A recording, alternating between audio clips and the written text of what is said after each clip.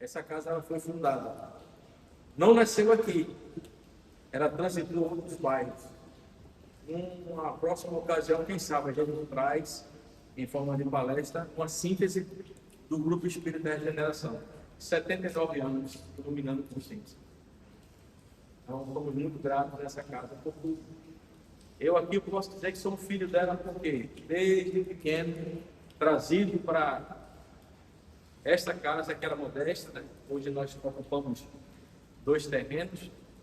Então, fiz um tratamento e aí fui ficando, passei pela evangelização, passei pela pré-mocidade, pela mocidade, depois, né, naturalmente, fui, digamos assim, assumida alguns cargos, fui coordenador da mocidade, fui coordenador do estudo, do programa de elevação espiritual, que até hoje nossa casa possui, e hoje me encontro à frente do departamento doutrinário.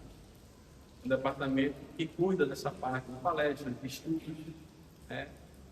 E faz com que a casa realmente ela se torne, digamos assim, um templo do conhecimento. Então eu tenho muito cuidado com isso, faço muito amor, auxiliado por todos da diretoria que me ajudou bastante, porque o departamento doutrinário é um departamento de um homem só fisicamente, né? Mas espiritualmente falando, e junto com os meus irmãos aqui de luta, a gente consegue colocar o barco para frente. E a outra, que é o motivo também da nossa palestra, nós vamos fazer uma pequena síntese, porque isso aí é tema para um seminário, para que a gente possa esgotar um pouquinho, no mínimo umas 34 horas, para falar sobre cada livro, para falar sobre as frases de Kardec, o seu pensamento. Então, é algo que demanda muito tempo, mas a gente vai fazer uma breve síntese da codificação. Por quê? Essa data é uma data que é especial demais para todos nós. 18 de abril de 1857. Foi quando Kardec, né, oficialmente lança o Livro dos Espíritos. O pontapé inicial dessa doutrina maravilhosa que nos conduz, que abre nossos olhos e que tem a proposta de ser o Evangelho vivo. Veio para justamente simplificar a mensagem de Cristo. Eu nasci em 57. No ano que o senhor nasceu, era... né? Então vamos fazer essa prece. Na sequência a gente vai começar então a transcorrer alguns slides aqui, para que a gente possa ter noção do que é o Espiritismo e que esse conhecimento sirva, né, para que a gente tenha um entendimento melhor dessa doutrina, que é uma doutrina que ainda, digamos assim, em certos pontos ainda não é muito bem compreendida. E assim sendo, nós vamos elevar o nosso pensamento ao alto, aproveitando já toda essa vibração que foi iniciada às 14 horas, com o estudo do Evangelho segundo o Espiritismo. Senhor Jesus, te agradecemos mesmo no domingo chuvoso, pela possibilidade e a oportunidade de estarmos aqui reunidos. Que a tua paz e a tua luz possa se expandir deste ambiente de amor e de trabalho para todas as comunidades adjacentes, para os locais onde há riscos eminentes, Senhor, de deslocamento de terra, desabamento de lares, para que as pessoas possam se manter seguras. E assim sendo, com a tua divina permissão, possamos iniciar então mais um trabalho nessa casa com muito amor. Assim seja.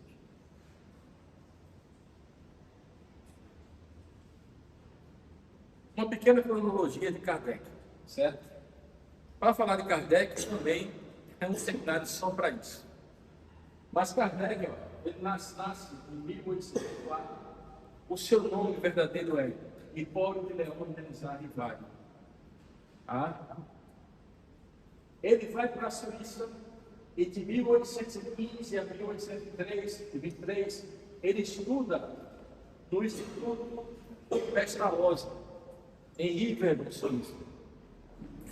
E aqui, essa formação de Kardec, ela fez toda a diferença no seu proceder pedagógico, no seu proceder até mesmo face às situações da sua vida. Porque Pestalozzi, ele abraçava os alunos como um verdadeiro pai. Pestalozzi fazia com que os alunos aprendessem não da maneira tradicional. Tanto é que nesse instituto aqui, os alunos, as aulas aconteciam fora. Biologia, botânica, eles iam, fazer a prospecção no terreno, iam estudar, catalogar, para a consolidação do conhecimento. Não tinha um horário definido, as portas estavam sempre abertas. Então, Pestalozzi, ele foi um homem muito à frente do seu tempo. A história dele é interessantíssima e vale a pena a gente estudar um pouco sobre ele. Porque realmente aí foi quando iniciou a formação de Kardec e também a sua educação. Passado esse período aqui, ele retorna à França. Aí a história dele, assim, que não é o caso, não é o objetivo da nossa conversa hoje, mas é muito interessante porque ele fez vários tratados. Kardec, antes de adotar esse nome, ele era um pedagogo reconhecido por seus livros, por seus estudos. Então, assim, ele era muito famoso. Na parte da aritmética, escreveu vários livros, vários tratados, que foram adotados pela França como sendo oficiais. Então, tudo isso ocorreu nesse período de 1833 a 1854. Ele fundou uma escola, não deu certo, porque em sociedade com um parente, esse parente viciado no jogo, acabou levando à ruína esse liceu que abriu. Mas, enfim, ele foi, deu aula particular para os pobres que não tinham condição de pagar, na sua casa. Então, Kardec, ele tinha esse lado filantrópico muito aberto, era um coração muito, muito bom. Em 1854, ele tem contato com as mesas girantes. As mesas girantes, ela inicia em Hydesville, lá nos Estados Unidos, com as inúmeras fotos. Depois vai para a Europa, passa pela Inglaterra e chega à França em 1854. O Kardec tem esse contato nesse ano. Aí tem lá a história dele interessante, porque tem o Sr. Fortier e o Sr. Carlotti. Os dois narram a mesma coisa, só que o Sr. Carlotti era aquele entusiasta, o Kardec era um homem muito sério, muito reservado. Mas quando o Sr. Fortier o convida para assistir o fenômeno, ele aceita. E na casa da senhora Pendelison, ele tem contato com essa fenomenologia. O que difere isso aí? Porque as mesas, elas respondiam às perguntas que eram feitas. Mova-se da esquerda para a direita, ela se movia, suba, ela subia. Fazia umas perguntas simples, ela com uma batida sim, outra 2 batidas não. Então, Kardec observando que aí a diferença do homem de ciência e do homem de gênio dos demais, ele percebeu o seguinte: peraí, a cadeira não tem nervos nem cérebro para pensar. Mas ela está respondendo perguntas inteligentes, ela está dando respostas inteligentes às perguntas que são elaboradas. O que está por trás disso? E a partir daí, então, ele se debruça sobre essa fenomenologia, passando a observar.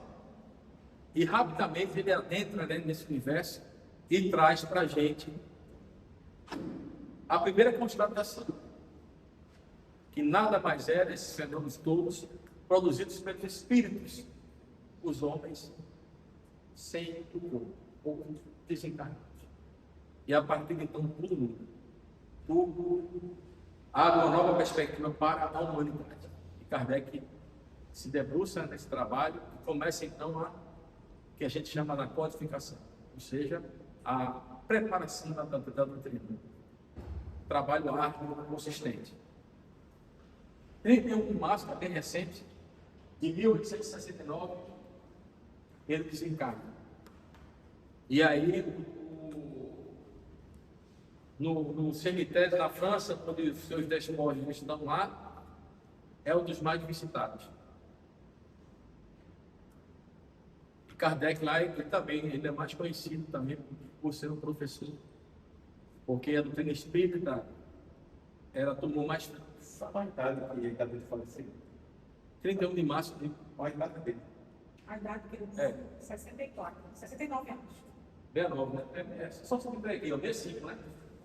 65. 1804, 65. Isso aí. Então, é o seguinte, ó. Aí, lá no cemitério na França, é bem visitado. Eu vou fazer depois, até Guilherme levantou um tema interessante, eu também estou estudando sobre isso, pesquisando, o espiritismo aqui no Brasil. Porque a doutrina espírita, no mundo todo, aqui foi onde ela se desenvolveu mais.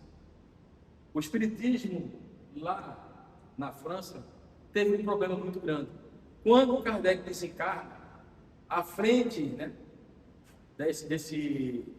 da doutrina espírita, da sociedade espírita, fica um homem, e esse homem se juntou com um fotógrafo, e esse fotógrafo passou a fraudar fotos como sendo de espíritos e que não eram, na verdade. Isso veio ao público. Então, a reputação, o espiritismo, ele sofreu um grande baque. Talvez até por isso ele não tenha ido tão longe. Ele passou a cada vez mais ser desprestigiado. Tá? Então, isso é um tema que eu vou trazer mais para frente. Estou fazendo esse estudo, mas é por isso. E aqui no Brasil foi diferente. E a gente vai estudar o porquê para que o espiritismo ele foi tão bem aceito pela população. Porque o espiritismo ele chega aqui na época do Império. É muito antigo, né? Não é coisa recente. E a primeira casa espírita, assim, diferentemente do que muitos pensam, não foi no Rio de Janeiro. Foi na Bahia. Depois é que vai para o Rio e lá a FEB é inaugurada. E contou, né, entre os seus presidentes com nada mais nada menos do que Bezerra de Menezes, que pediu a unificação do movimento espírita. Porque na época existiam duas correntes, uma corrente que queria seguir o rigor científico, tal qual acontecia na Europa e que de certa maneira dava mais status, e a outra corrente mais do populacho ali, mais voltada à fenomenologia, à crença, né, aos rituais, aquela coisa toda. Então existiam essas duas correntes de pensamento e elas não se batiam e o movimento estava rachado. E nem nas pistas um pouco, né? Não. Foi por isso que o nosso, né, Bezerra de Menezes lançou esse movimento da unificação. E ele conseguiu, né? Não só pela envergadura moral que ele possuía, que era um homem, né, segundo o próprio texto, né, das irretocável, aí o movimento se unificou e prevaleceu a parte religiosa aqui, a ênfase maior. Uma ênfase, né, do espiritismo aqui no Brasil é uma ênfase religiosa. A parte científica e a parte filosófica, elas são importantes, mas elas não foram, digamos assim, mais profundas. A parte religiosa, sim. Então, isso aqui é uma pequena cronologia de Kardec, tá? Porque daqui para cá tem muita coisa. A história dele é belíssima. Também só ela daria no seminário ou uma palestra para a gente fazer esses recortes com um pouco mais de profundidade. Mas vamos falar sobre a codificação espírita. É o primeiro livro. Livro dos Espíritos, né? 18 de abril de 1957. É a base filosófica contendo os princípios da imortalidade da alma e a natureza dos espíritos. É o primeiro livro. O segundo, o Livro dos Médiuns, em 1861, ou seja, no intervalo de mais ou menos 4 anos após, Kardec lança o Guia Prático sobre a Comunicação com o Mundo Espiritual. Então é aqui que Kardec vai, né, nos ensinar sobre a mediunidade, sobre essa interatividade entre os dois planos, muita coisa sobre os escolhas. Ele, o que é isso, né? Os empecilhos da mediunidade, porque existia muito charlatanismo na época também. E era uma coisa que jogava, né, desfavoravelmente contra o espiritismo. O Evangelho segundo o Espiritismo, que é a parte moral da doutrina, em 1864, né? Foco na ética e na moral cristã sobre a ótica espírita. O céu e o inferno, da qual a gente acabou de iniciar o estudo nesta tarde, uma análise sobre a justiça divina e o estado da alma após a morte. E a Gênese, em 1868, a relação entre o Espiritismo, a ciência e os milagres. Ele vai falar sobre os milagres que Jesus fez. Porque essa palavra milagre, para nós espíritas, ela não existe. Porque milagre significa a derrogação de uma lei natural. E Deus não desfaz aquilo que ele fez. Se existe na natureza algo que a gente não compreende, é porque as suas leis ainda não foram reveladas. E a gente não tem ainda um conhecimento total de como é que esse processo acontece. Tá ok? Então, milagre na doutrina espírita não existe. Mas Kardec explica, né, o porquê desses milagres, como aconteceu, como é que o Cristo fez, como é que ele manipulou, né, os fluidos, a vontade, tudo isso aí está lá explicadinho na Gênesis, é um livro espetacular. Eu já o li 3 vezes e continuo estudando até hoje. É um livro espetacular, porque ele fala sobre a formação do nosso planeta e aí vai. Passa pelas eras, faz um comparativo muito interessante dos 6 dias com as eras geológicas de formação da Terra, porque a gente sabe que a Bíblia, né, muita coisa é alegoria, é sentido figurado, por isso a gente não pode interpretá-la ao pé da letra, porque a gente não vai encontrar ali, digamos assim, um fundamento lógico, porque tudo ali é sentido figurado, assim como Adão e Eva não foram os primeiros homens, homem e mulher, mas são representantes da nossa raça. Vamos falar um pouquinho sobre o Livro dos Espíritos. 18 de abril de 1857 é a Pedra Angular. O livro é composto atualmente por 1.019 questões, perguntas e respostas, dividido em 4 grandes partes ou livros. Então, o Livro dos Espíritos ele tem essa divisão pedagógica. Kardec era pedagogo. E não poderia ser diferente, tanto é que a estrutura ela é perguntas e respostas, porque é mais fácil. É como se nós estivéssemos ali encetando um diálogo. É muito mais fácil de compreender. O que é Deus? É a primeira questão. Então, a gente suprema a causa de todas as coisas. E assim vai. Então, a gente se vê nesse colóquio, nessa maneira, né, de como foi abordada esse assunto. Isso é pedagogia. Kardec colocou, né, da doutrina. O livro primeiro fala sobre o quê? As causas primárias.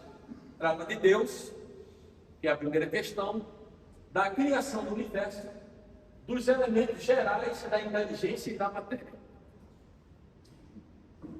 São os princípios constituintes do universo. Espírito e matéria.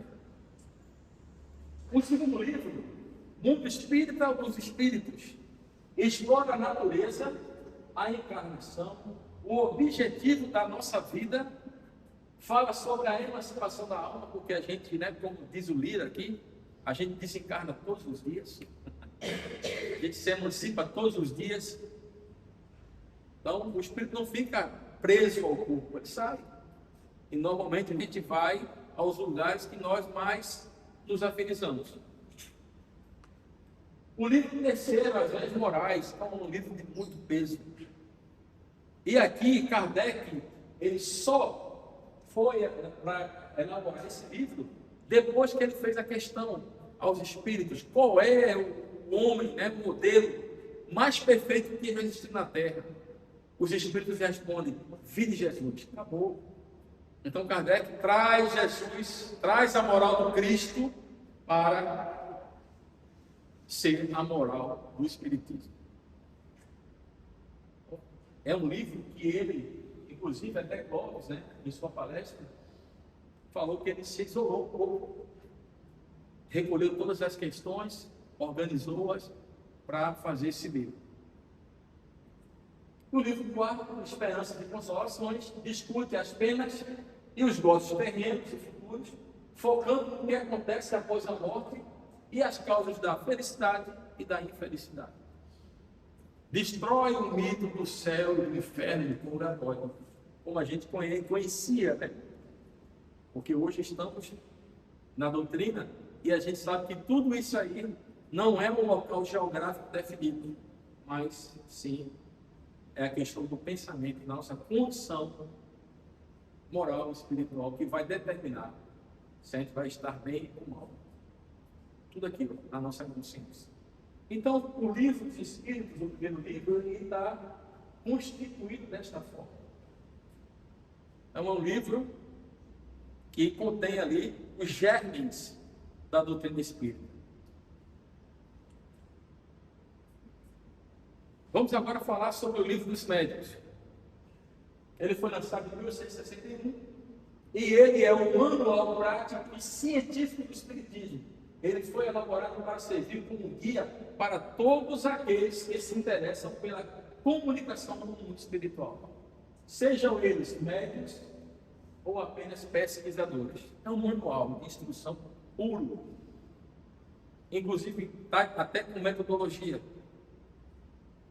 O livro explica que a mediunidade não é um dom sobrenatural, mas uma faculdade orgânica, fisiológica, que todas as pessoas possuem em diferentes graus. A gente costuma dizer que todos somos médiuns, né? Porque, de certa forma, a gente tem, em diferentes graus, as intuições, as percepções, a gente sente a influência espiritual de alguma maneira. Só que existem aqueles que apresentam tudo isso de uma forma mais ostensiva. Esses são os médiuns que possuem a sua faculdade orgânica modificada para que possam expressar os diversos tipos de mediunidade. Tem uns que têm a capacidade de ver, tem uns que têm a capacidade de ouvir, tem outros que têm a capacidade de escrever, tem outros que têm a capacidade, né, de doar um fluido para que a materialização possa ocorrer, o ectoplasma. Tem médium que tem mais de uma característica. Tem os médios que são sonambúlicos, ou seja, que só acontece a mediunidade no trânsito do sono, quando ele tem a influência, né, de uma entidade, de um espírito, porque só há mediunidade se ocorrer essa sintonia, senão não é mediunidade. João falou muito bem sobre isso, eu tenho certeza, no seminário que ele deu ali há 15 dias atrás. Animismo e espiritismo. O fenômeno anímico é aquele que nós produzimos. Ah, mas ele estava em trânsito. Tudo bem, mas era o espírito dele que estava produzindo aquilo ali. Não tinha uma interferência espiritual. Não tinha um outro desencarnado ao seu lado fazendo essa conexão com ele para que pudesse produzir aquele fenômeno. Estamos claros em relação a isso, né? Animismo e a faculdade mediúnica são coisas que o médium pode produzir, com certeza. Até porque o fenômeno, né, mediúnico puro, ele é muito raro de acontecer, porque o médium, ele controla a comunicação.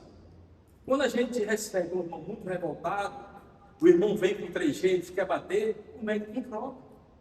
Um médium educado, um médium que seguiu, né, a metodologia de desenvolvimento da sua mediunidade no centro espírita sério, ele controla.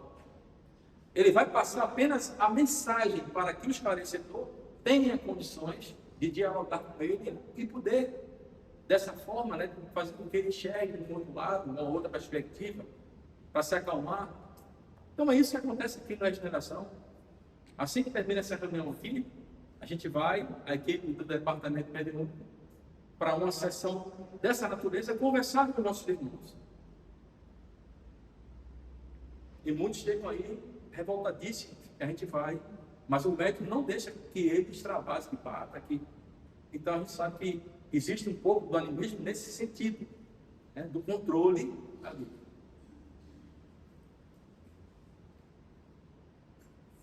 Laboratório Invisível descreve como os espíritos podem manipular os fluidos para criar objetos ou causar ruídos e movimentos.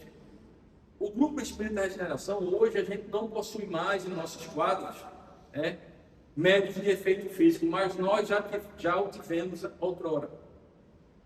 E nós produzimos muita fenomenologia aqui. Da materialização, nós temos foto, um acervo aí fenomenal de espíritos que, né, se materializaram, inclusive a gente conseguia tocá-los.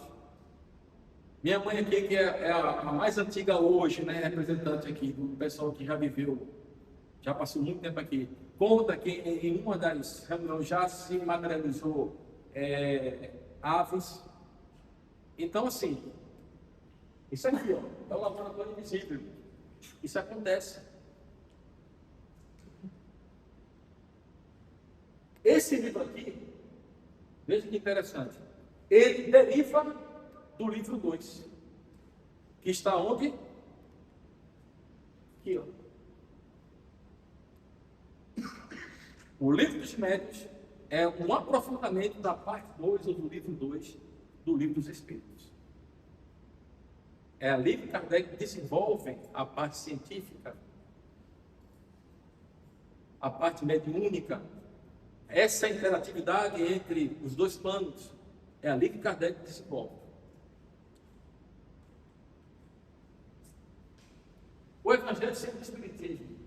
Eu confesso a vocês, quando eu assim entrei na doutrina e comecei a estudar aqui nos bancos da mocidade, a parte que mais me chamava a atenção, que mais me apaixonava, era justamente a parte científica e filosófica do Espiritismo. A parte moral, eu sempre soube que era importante, mas eu confesso a vocês, não me chamava tanto a atenção. Tanto é que, já falei aqui, que eu reli, né, a Gênesis mais de 3 vezes. O livro dos Espíritos é um livro de estudo. Além de já ter lido várias vezes, ainda o consulto com frequência. Mas hoje para mim, esse é o livro mais importante para mim. Porque esse é o livro que vai fazer com que a gente se modifique. E a finalidade do Espiritismo é essa. É nos tornar pessoas melhores. Nos tornar pessoas mais indulgentes. Pessoas, né, que enxerguem o próximo, que amem o próximo como a si mesmo. É o ensinamento do Cristo em sua pureza original. Esse é o manual da nossa elevação. Se nós seguirmos aquilo que o Cristo trouxe para nós, aquilo que está no Evangelho segundo o Espiritismo, que a mensagem dele rediviva, sem nenhuma alegoria, com o véu levantado, porque colocaram muita coisa naquilo que o Cristo falou, que não é ideal da gente, a gente vai seguir a passos fortes e firmes para o nosso objetivo, que é a evolução. É o coração moral da doutrina espírita. Nesta obra não são analisados milagres, ele fala isso logo no início. Os dogmas teológicos, mas foca exclusivamente no ensino moral de Jesus, argumentando que esse código de conduta é universal e é a chave para a felicidade humana. Esse código de conduta, preste atenção nisso aqui, ele é universal, o que vale dizer que não é só para a Terra. Mas aonde estivermos nesse mundão aí de Deus fora, esse é o código que a gente seguir vai estar bem. Porque ele é universal. Ele não foi feito só para esse planeta aqui pequeno, insignificante. Ele é universal. Ele foi trazido pelo preposto direto de Deus, para exemplificar para todos nós aqui, humanidades do planeta Terra. Então é um ensino universal. E é chave para a felicidade humana. A felicidade não é deste mundo, já dizia o Cristo. Mas por quê? Porque aqui é um mundo de provas e expiações. Nós temos momentos de felicidade. E a nossa felicidade relativa, ela consiste em quê? Na consciência tranquila daquilo que a gente pode fazer seguindo os passos do Mestre. A gente não vai ser feliz, porque enquanto tiver sofrimento batendo na nossa porta, a gente não tem condição de ser feliz. Enquanto tiver um parente meu, um amigo meu, que seja um colega, sofrendo, a gente não consegue ser feliz. Mas a consciência tranquila, no mundo de provas e expiações, é uma certa felicidade. É o grau de felicidade que esse mundo tão atrasado pode proporcionar a cada um de nós, se assim a gente fizer a nossa parte. Porque a felicidade maior, ela está reservada para o futuro. Quando nós nos libertarmos da matéria, do processo reencarnatório. Quando a gente compreender que, amando o semelhante, a gente estará amando a Deus sobre todas as coisas. Então a gente entendeu a mensagem de Cristo. A gente chegou ao nosso ponto final, aqui, nesse planeta. Como tantos outros já chegaram. É uma aliança da ciência com a religião, o elo que faltava, né? O Evangelho defende que a religião não deve ser cega. Porque a religião cega, ela vê o quê? Fanatismo. A religião cega, a gente não enxerga o próximo como um irmão. Porque fora da igreja, como muitas pregam, existe um separatismo natural. E Jesus Cristo é agregador. Jesus Cristo não instituiu nenhuma religião, nem seita. Ele trouxe um código de conduta e ética que nós devemos seguir. É religião do amor. É diferente. Então, quando eu falo fora da minha igreja, fora do meu centro, não é salvação, eu estou dizendo que nós aqui somos os eleitos e os demais não são. Vão sofrer na condenação aqui, no fogo do inferno. Isso não é Cristo. Isso não é Jesus Cristo. Jesus Cristo, ele é agregador. E toda religião que prega essa segregação, ela não está cumprindo o seu papel social. A gente tem a obrigação de concordar. Eu posso até não aceitar, mas eu tenho que concordar e respeitar o credo e o pensamento de cada um. Sem que eu me afete por isso. Sem que eu sinta ódio ou raiva, ou sem que eu queira impor a minha verdade. Porque isso é violência. E o Cristo não é violento, nunca foi. Há uma diferença muito grande. Então, tudo isso a doutrina espírita traz para a gente com uma clareza que hoje a gente, enxerga o mundo de uma outra maneira. E aí, fora da caridade não há salvação. Kardec que propõe a fé raciocinada, Tem uma frase que não é dele, mas está lá no seu turno, Da fé. Não pode encarar, a fé é fé de razão, qualquer. Ele fala sobre isso aí. Fé inabalável. Somente aquela que pode encarar a razão frente a frente em qualquer época da humanidade. Essa frase não é de Kardec, mas foi atribuída a ele. Mas está lá na sua lata. Fora da caridade, não é fora da minha igreja, fora do meu templo, fora da minha religião, é fora da caridade. Porque se eu não colocar a palavra, caridade, nessa assertiva, o hindu não presta, o católico não presta, o protestante não presta, o bandista não presta. Não é isso. Tem pessoas aí que nem religião tem. E são muito mais cristãs do que todos nós aqui. Pela sua conduta, pela sua ética, pelo seu proceder para com o próximo. É isso que Jesus quer de nós. Por isso é que Kardec chegou a dizer, não, pode haver católico, espírita pode. O espiritismo não veio destruir nenhuma religião. Ele veio combater o materialismo. Esse sim. Essa doutrina é uma doutrina nefasta. Porque nos afasta do nosso propósito maior, que é a conexão com a nossa essência que está aqui dentro de nós. Porque nós somos seres divinos, a gente não acredita. Tanto é que levou Cristo a falar, vós sois deuses, podeis fazer isso que eu faço e muito mais.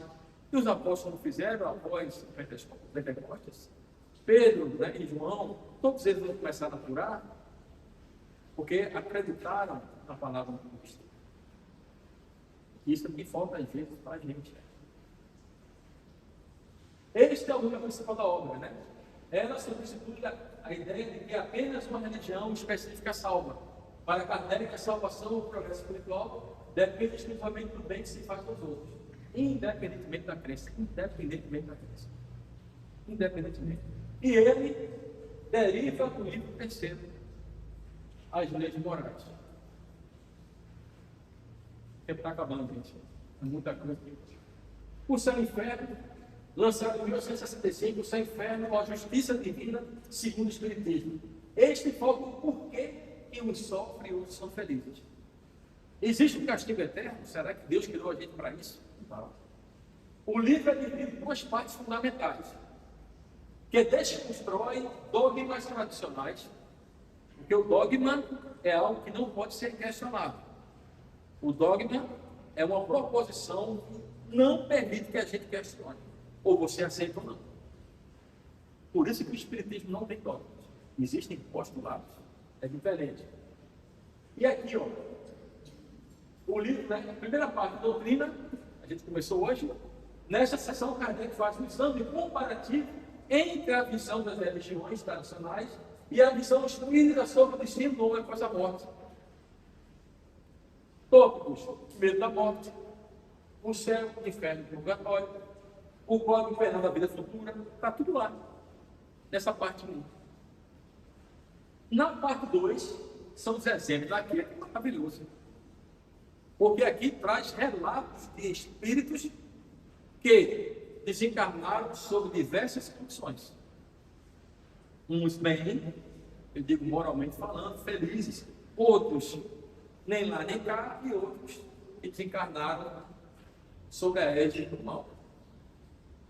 E esses irmãos são evocados e trazem para a gente as impressões que eles estão passando no mundo espiritual. Aí, é logicamente, no local onde há sofrimento, esse é o quê? É o inferno. E outra situação, um local, entre aspas, onde você está bem, onde reina a paz, a harmonia, é o céu. Mas tudo está onde? Existe uma região definida debaixo da terra, no céu dos céus? Não. E porque né, as leis divinas estão aqui dentro e nós somos os principais julgadores de nós mesmos. Não existe um tribunal inquisitório dizendo você fez isso. Não, gente, é a consciência. Porque quando a gente perde a matéria, a consciência ela toma um choque de realidade e automaticamente a gente passa a ensinar o nosso passado. E como a lei divina está aqui, a lei de amor, a lei de progresso, né? Todas as vezes que regem o universo, quando a gente inflige qualquer uma delas, a nossa consciência acusa. Aí vem os sofrimentos de ódio moral. E são sofrimentos muito maiores do que os físicos. Porque o físico, a gente pode remediar. E o moral?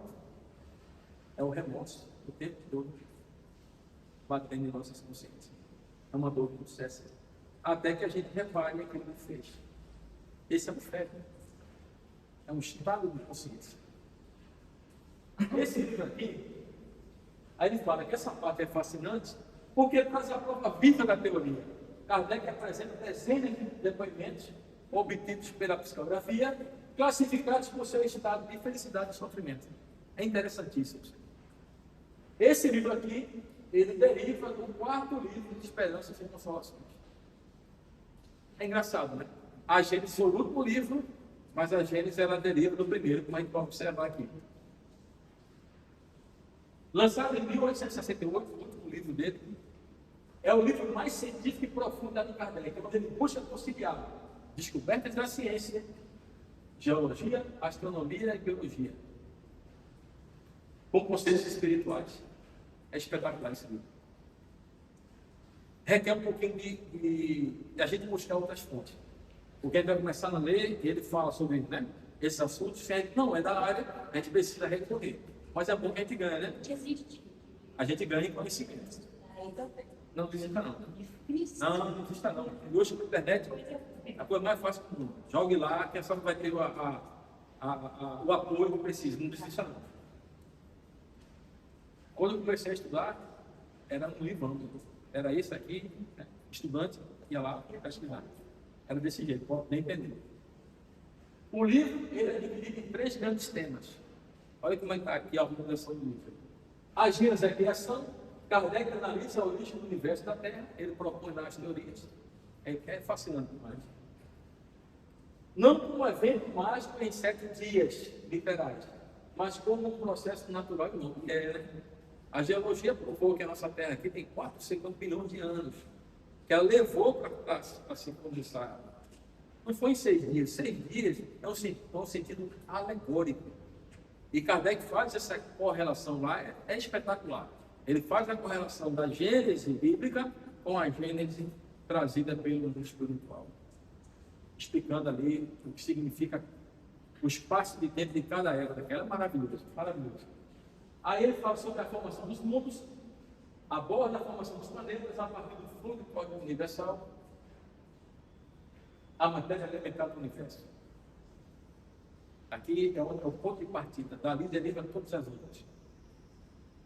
Surgimento da vida explica a transição do princípio vital para os seres orgânicos e a posterior união com o espírito e a matéria.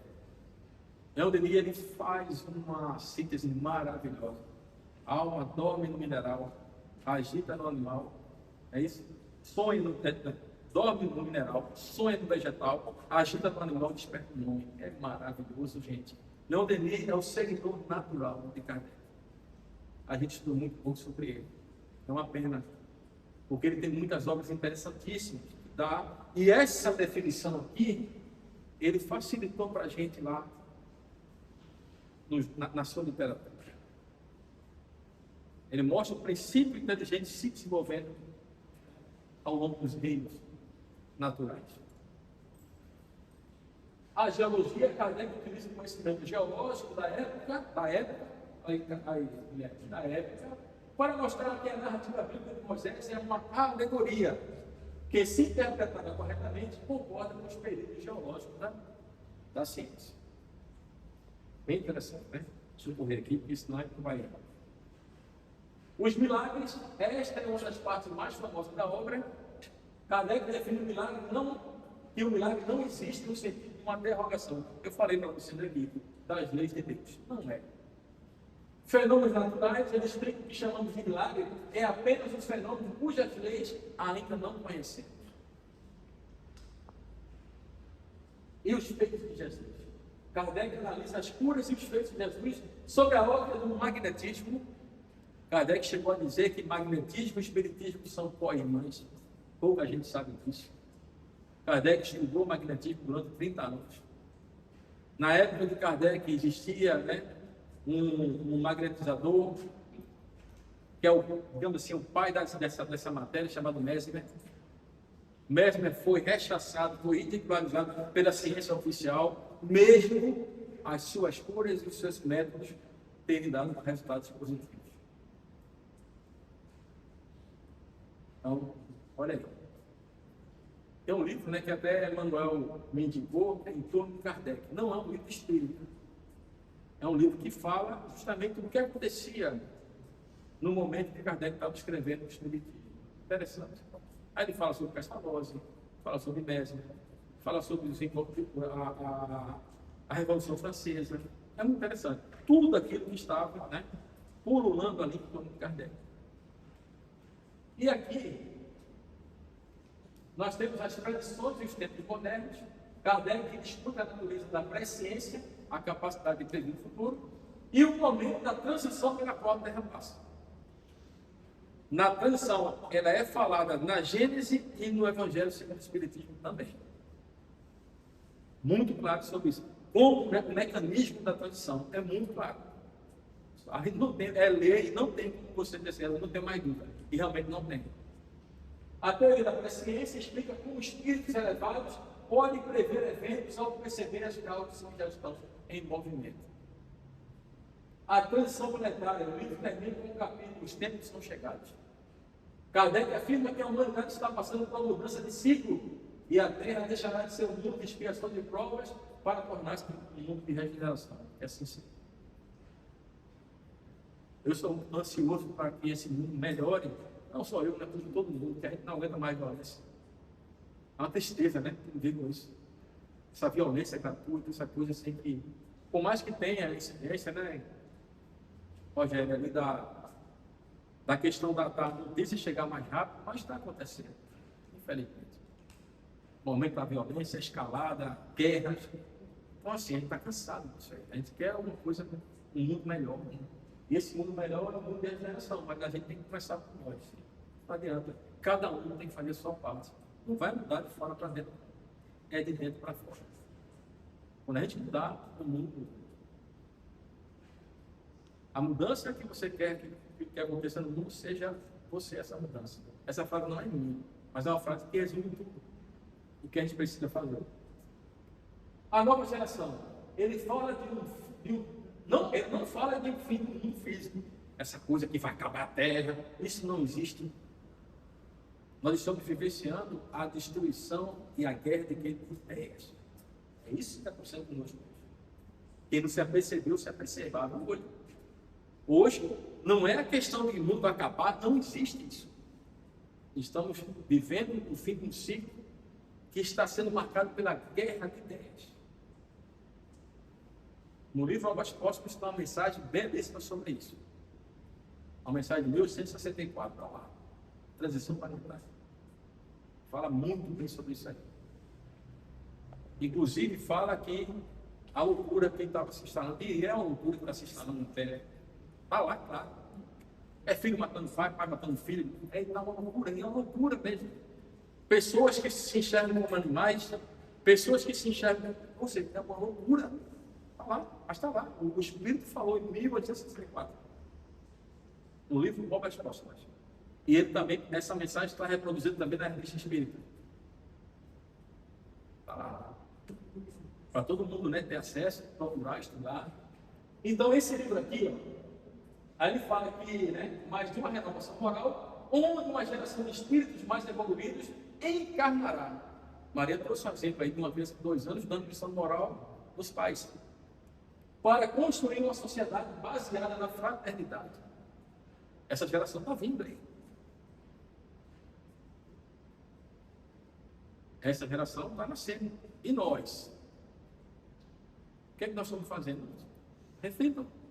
Vocês querem permanecer aqui? Eu quero. Eu não quero voltar para o mundo pior. Eu quero seguir adiante. Mas aí, o que é que você está fazendo para isso? É a pergunta que cada um deve se fazer. Aqui não há julgamento. O julgamento somos nós que vamos fazer de cada um. Cada um. Esse livro aqui, ó, ele deriva do livro Primeiras Causas Primárias. É engraçado, né? O último livro, que foi o primeiro que Kardec abordou quando fez o livro dos Espíritos. Pouca gente conhece, mas aqui outras obras de Kardec. Ele não ficou só nessa daqui, não. Revista Espírita, esse livro aqui é espetacular.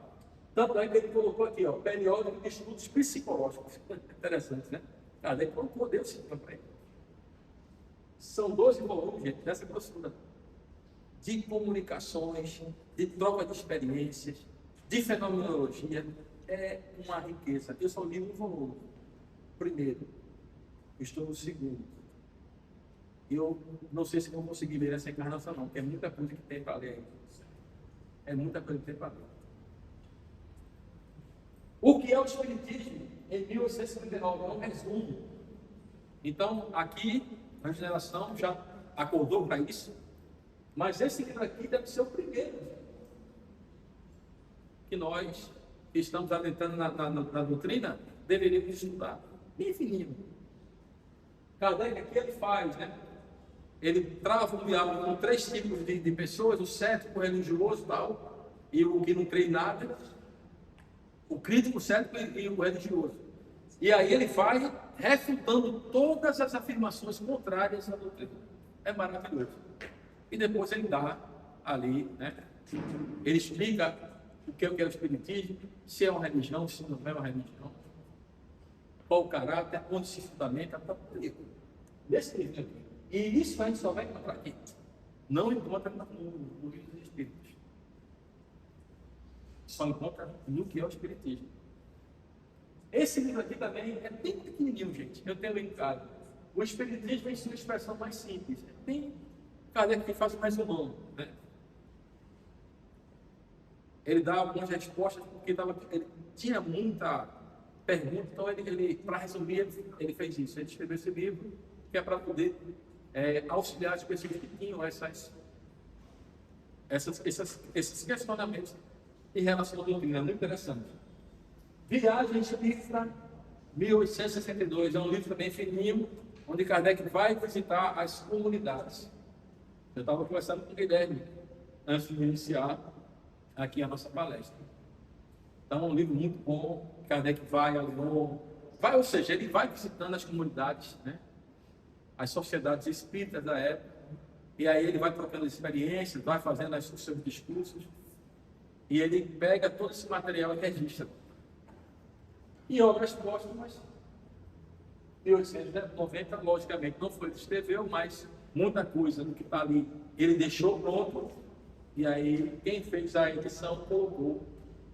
Ali tem um resumo da sua vida, logo no início, maravilhoso, para conhecer Kardec, como, né, que ele teve contato com o Espiritismo, a sua formação na Suíça, tudo ali. E depois ele vai se aprofundando em outras questões. Publicado após sua morte, reúne documentos, cartas e artigos não publicados em vida, incluindo a Constituição do Espiritismo e sua biografia. Então são livros importantes. Esse aqui é da revista, né? Eu reputo um livro de estudo, porque realmente são 12 volumes, a menos que você tenha todo o tempo novo que se debruce leia. É muito interessante. Mas é um livro que você pode, em qualquer momento, tirar da prateleira e buscar ali alguma referência sobre algum aparecimento, alguma coisa, e vai estar lá, uma troca, né? Como acontecia, a comunicação entre as comunidades. Então, é interessantíssimo. E esse livro aqui, o que é o Espiritismo, leiam antes mesmo de ler o Livro dos Espíritos, o que vai preparar para vocês para o teatro. É um livro também fininho e é imprescindível. Quais são os postulados do livro? Nós aqui, a existência de Deus, se tirar isso aí, acabou. Tudo o que eu falei para vocês aqui não tem sentido algum. Imortalidade da alma também, nós somos imortais. A pluralidade da existência, que aqui é a justiça da divina, a reencarnação. Sem isso, o Espiritismo não faz sentido. A pluralidade dos mundos habitados, há muitas casas, né? Há muitas moradas na casa do meu Pai. Cristo fala logo no início do Evangelho. E a comunicabilidade dos Espíritos. Então, isso aqui são os principais postulados da doutrina. É aqui onde a doutrina encontra a sua base. Eu vou passar rápido aqui, porque o tempo está... Aspectos do Espiritismo: ciência, filosofia e religião. No aspecto científico, o Espiritismo nasceu da observação e da experimentação. Kardec não partiu de dogmas, não partiu de um sistema, mas de fatos, fenômenos mediúnicos para chegar às causas. Qual é a diferença? Porque tem muita gente que não aceita uma coisa porque já traz o seu espírito de sistema, então não abre a mente para outras possibilidades. Se ele diz que a chuva é azul e ele acredita nisso, mesmo que você demonstre que a chuva é branca, ele não vai acreditar. Por quê? Porque no sistema de crença dele, naquilo que onde ele fundou a sua, né, o seu conhecimento, ele não aceita. Kardec, ele foi destituído disso. Observou e depois chegou a dedução. E ele fala isso aí. O espírito do sistema, ele combate muito isso. Então, o Espiritismo é uma ciência de observação. Não é uma ciência tradicional. A ciência de observação, ela se fundamenta na ciência grega, na ciência, né, da observação do fenômeno. É diferente. Por isso que a metodologia da ciência não tem como ser empregada na metodologia da ciência espírita. Porque o objetivo é o espírito é a inteligência. E como toda inteligência tem as suas vontades. E não se dobra ao nosso bel prazer, diferentemente do material. Eu posso manipular em laboratório a hora que eu quiser. E o espírito não funciona assim. Ele tem sua vida. Ele tem as suas, né, particularidades. Então, quando acontecia o fenômeno, lá estava Kardec, em observação e anotando, para poder deduzir as consequências. Aspecto filosófico: a partir dos fatos científicos, o Espiritismo extrai uma interpretação da vida e do universo. Ele responde às perguntas existenciais básicas: de onde vim, o que faço, para onde vou. O que é a filosofia? Isso. É o estudo do conhecimento, do saber. Aspecto religioso ou moral. Este é o resultado dos dois primeiros. Se a ciência prova que a alma é imortal, a filosofia explica que colhemos o que plantamos. A consequência natural é a necessidade da melhoria, da melhoria moral. É isso, ó. Olha o tríplice aspecto aí relacional. Ciência, filosofia e religião. Onde ele se fundamenta? Não se fundamenta nas escrituras, nos evangelhos, na mediunidade, no próprio Allan Kardec e nem tampouco nos espíritos. Porque Kardec fala que o espírito ele é secundário. Está lá. No livro que é o Espiritismo. E não deu para reduzir, era muita coisa. Mas aqui, ó, o Espiritismo se fundamenta nas leis da natureza. E onde estão escritas as leis da natureza? Na consciência de cada um de nós. O Espiritismo pode estar na natureza e posso dizer que, em uma certa ordem de ideias, é uma potência como é a eletricidade e a gravidade. Não há verdades absolutas, senão aquelas que são eternas. Olha que coisa interessante. Porque a revelação só se revela o que é verdade. As que o Espiritismo ensina, estando fundamentado nas leis da natureza, existem de todos os tempos. O Espiritismo é mais velho do que qualquer um de nós aqui. Por isso, nela se encontram os germes que o estudo mais completo e a observação mais atenta tem desenvolvido. Já nasceu no mundo, porque se fundamenta na natureza. Não é no Espírito, não é em Kardec, não é na Bíblia, no Antigo Testamento, nada disso. Nem tampouco nos Espíritos. Ele fala que é consecutivo e secundário. Lá no livro que é o Espiritismo. Explica isso aí. É consequência. É consecutivo em relação à doutrina. O Espiritismo é religião? Por quê? Não tem dogma, não tem ritual, não tem símbolo, não tem altar, não tem templo, cerimônia, cultos, paramentos, não tem hierarquia, liturgia, não tem oferenda, idolatria, não tem líderes, não tem milagres, não tem imagem. Todos esses aspectos se encontram em uma religião tradicional, ou uma boa parte deles. Como você tem religião? Religião é um conjunto de crenças. Espiritismo não é crença. Por isso que não se enquadra nesse conceito. Práticas, rituais e valores que ligam os seres humanos a algo considerado sagrado. Tem pessoas que querem sacralizar as obras de Kardec. Isso não é uma visão espírita, não. Isso é uma visão judaica.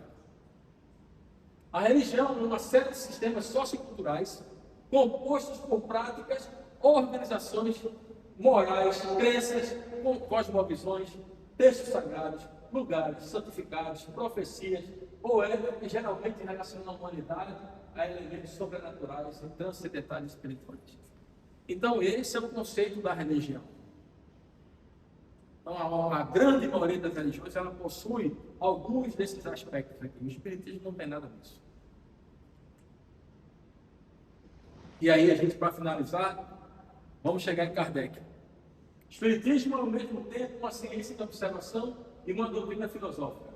Como ciência prática, consiste nas relações que se pode estabelecer entre nós encarnados e os desencarnados. Como filosofia, compreende a consequência dessa encarnação, que decorre das relações. Allan Kardec. Vamos definir uma síntese aqui. O Espiritismo é uma ciência que, a partir dos fatos, que fatos? Esses, os fatos mediúnicos, gerou consequências filosóficas e morais, igual a religiosas. Que trata da natureza, individualidade extracorpórea, princípio inteligente que somos nós. Da origem dos tipos de espíritos, encarnados, desencarnados, evolução. Bem como de suas relações com o mundo corpóreo, mediunidade, reencarnação, fenômenos, transcomunicação instrumental e outras coisas mais. Tudo isso aí que afeta o nosso meio físico, vindo do plano espiritual. E para finalizar, o conceito de conveniência que eu achei maravilhoso. Espiritismo é uma doutrina filosófica de fundamentos científicos, com consequências religiosas que têm de base a existência de Deus e a evolução espiritual do homem. É uma doutrina de razão, uma ciência de investigação, uma filosofia de comportamento, que se baseia na prática da caridade e do amor ao próximo, conforme viveram Jesus e seus apóstolos. Para mim, é uma definição maravilhosa, e isso não me teve aqui. E eu estudei também os seus slides para tirar alguma coisa para a gente aqui nessa palestra. Eu fiz questão de colocar essa definição dele, que para mim é o resumo perfeito aqui, que seja a doutrina espírita. Então, pessoal, a gente chegou ao final, eu peço desculpa que a gente passou um pouquinho, mas é isso. O espiritismo é uma religião? Sim. Não como uma religião tradicional. É nesse aspecto religioso que eles se entendem como religião. É isso? É esses ensinamentos morais que nos conduzem até Deus, que é o nosso Criador e a nossa essência. Então, por isso ele é uma religião. Não é uma religião institucionalizada, que tem todos aqueles formalismos. Não é religião porque não possui dogmas, possui postulados. Então, o Espiritismo, nesse aspecto, sim, é uma religião. Kardec parece se contradizer do que é o Espiritismo, mas depois ele explica, né, dessa maneira simples que eu estou fazendo aqui, o que ele quis dizer com isso. Muita paz para todos, tá certo? Que eu espero ter ajudado um pouquinho mais a compreender essa doutrina maravilhosa. Busquem, estudem, né? Os livros estão aí, a internet, PDF, está tão fácil, podcast. Hoje a gente só não mantém se não quiser, para que a gente possa se instruir cada vez mais e a gente possa compreender cada vez mais a nossa própria existência, né? E dessa maneira a gente poder auxiliar os que estão ali ao nosso redor. Muita paz para todos.